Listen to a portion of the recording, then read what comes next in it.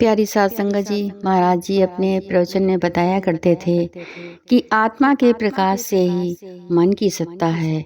यानी गुरु जो नाम की दीक्षा देता है उसके द्वारा ध्यान सिमरन भजन कर हम अपने लक्ष्य की प्राप्ति कर सकते हैं।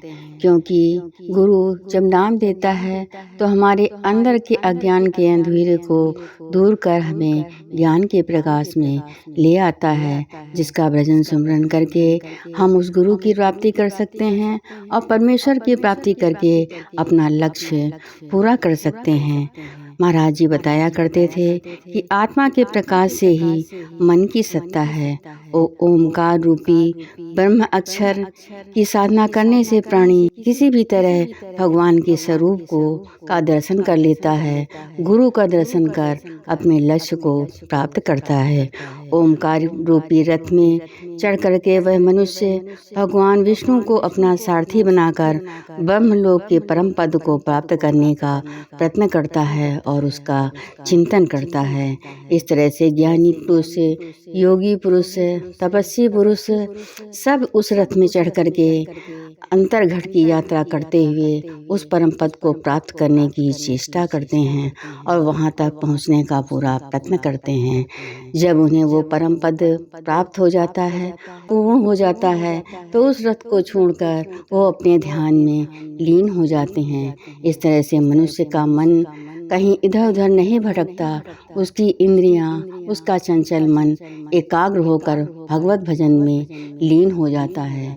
भगवत भजन में लीन हो जाने के कारण मनुष्य को इस संसार रूपी सागर में सब कुछ सम स्थिति में दिखाई देता है। वो ये सोचता है कि जो आत्मा हमारे अंदर निवास करती है वही संसार जगत के समस्त प्राणियों में निवास करती है। धीरे धीरे वो प्राणी उस ओंकार रूपी मंत्र का जाप करते हुए अपने अंदर उस चीज को ढूंढता है जो ब्रह्मलोक में अनहद नाद सुन कर के आता है। यह अनहद संगीत धीरे धीरे ध्यान सुमरन के माध्यम से उसके अंतःकरण में ही सुनाई देने लगता है। जब आप रात दिन उस भजन का, उस मंत्र का भजन सुमरन करते हैं तो एक एकाग्र मन से आपके अंदर वो ब्रह्म अहनद नाद स्वयं जागृत हो जाता है। इस अहनद संगीत के सुनने के बाद में आप जिस चीज़ की कामना करते हैं, इच्छा करते हैं, वो आपको स्वतः प्राप्त हो जाती है, क्योंकि तब आपको किसी दूसरी चीज़ की आवश्यकता नहीं होती है। इस तरह से इस प्रकार आत्मा के चिंतन को ही प्रत्याहार कहते हैं।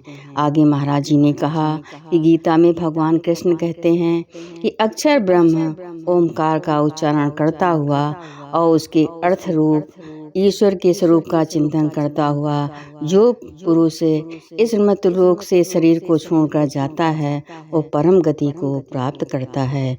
कि जो ओमकार रूपी नाद ब्रह्मांड में गुंजायमान हो रहा है वही उसके अंतःकरण में गुंजायमान होता है। इसलिए प्राणी यदि प्रतिदिन कम से कम 100 बार या इससे अधिक उसका उच्चारण करता है तो कालांतर में वह उस पद से जुड़ जाता है, उस अनहद नाद से जुड़ जाता है, जिससे उसे परमेश्वर की प्राप्ति होती है, गुरु की प्राप्ति होती है। उस अनहद नाद का अनुभव वो हर समय करता रहता है। आगे महाराज जी ने कहा कि आत्मा के प्रकाश से ही मन की सत्ता है और हम जब कहीं हमें सुख की प्राप्ति होती है तो हम उसकी तरफ चले जाते हैं और हम इस बात का अनुभव नहीं करते कि शायद जिधर हम जा रहे हैं वहाँ नाना प्रकार के कष्ट भी हैं और ऐसा हमारे जीवन में हो भी जाता है। किसी भी चीज़ को प्राप्त करने के लिए 3 बातों का ध्यान रखना चाहिए। पहला तो ये है कि आप गुरु से प्रेम करें, परमेश्वर से प्रेम करें। तो जितना अधिक आप गुरु से प्रेम करेंगे, परमात्मा से प्रेम करेंगे तो परमात्मा आपको आगे बढ़ने में मदद तथा सहायता प्रदान करता है।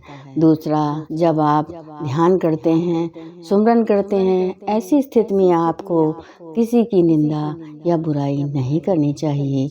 हमेशा अपना स्वच्छ और साफ मन रखना चाहिए।